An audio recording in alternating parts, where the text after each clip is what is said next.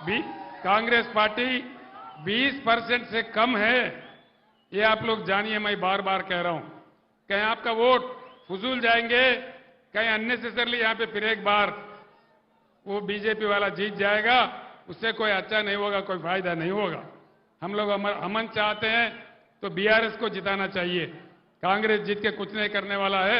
इसीलिए मैं आपसे कहता हूं, सीएम साहब खुद कहे यहां के कांग्रेस के, नरेंद्र जी आप बड़े भाई हैं, मैं छोटा भाई हूं और गुजरात का मॉडल लाऊंगा। क्या क्या मॉडल लाएंगे? गोधरा मॉडल लाएंगे? लोगों को जिंदा जलाने का मॉडल लाएंगे? क्या लाने का है? गुजरात में क्या है? इफलास मुफलसी के बगैर वहां कुछ है ही नहीं है। नरेंद्र मोदी कोई किया ही नहीं है, कोई तरक्की हुआ ही नहीं है। इसीलिए आप लोग गौर कीजिए, सोचिए। मैं फिर एक बार आपसे अदबन गुजारिश करता हूं, ये मौका है बीजेपी का हराने का। निजामाबाद में बीजेपी को हारना है, बिल्कुल हराना है। हम लोग दो पार्टियों से 6% ऑलरेडी आगे चल रहे हैं।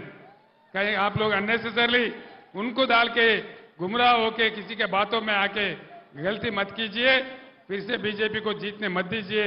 ये मेरा गुजारिश है। मैं इतना कहते हुए रुखसत लेता हूं। సోదరులారా, మీ అందరికి నేను చెప్పేది ఒకటే, ముఖ్యంగా యువకులు ఆవేశంలో ఓటు వేయకుండా, ఎన్నికల సందర్భంలో కూడా నేను చెప్పినా, ప్రజాస్వామ్య పరిణతితో ఆలోచించి, విజ్ఞతతో ఆలోచించి, ఎవరు గెలిస్తే మంచిది, ఈ రాష్ట్ర భవిష్యత్తు ఎవరి చేతుల్లో ఉంటే మంచిది, అన్ని విషయాలు మీరు కూలంకషంగా చర్చించి బ్రహ్మాండంగా బీఆర్ఎస్ అభ్యర్థులను గెలిపించాలని చెప్పి నేను మనవి చేస్తా ఉన్నా. నేను కూడా హిందువునే, నేను హిందువుని కాదని కాదు, కానీ తెలంగాణ రాష్ట్రంలో ఉన్నటువంటి యావత్తు ప్రజల ఆత్మ బంధువు కేసీఆర్.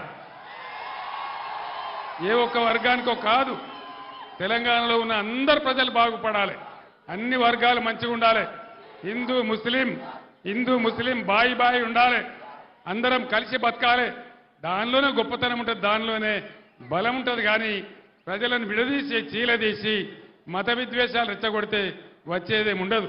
మీ ఎంపీ నోరు తెరిస్తే ఎటువంటి మాటలు ఉంటాయో మీకు తెలుసు, ఎంత గందరగోళం ఉంటుందో మీకు తెలుసు. ఇలా నరేంద్ర మోడీని నేను అన్ని విషయాలలో వ్యతిరేకించిన కాబట్టి నా బిడ్డ కవితను కూడా అరెస్ట్ చేసి జైల్లో పెట్టినారు. అయినా నేను భయపడను, కాంప్రమైజ్ గాను.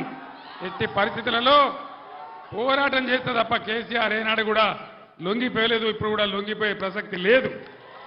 600 సరే లొంగిపోయే ప్రసక్తి లేదు.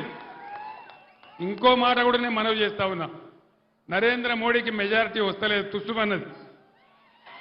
400 पार गिर 100 पार 100 पार हो गया, कोई पार नहीं है. 210 है तो ज्यादा बोल के लोग बोल रहे.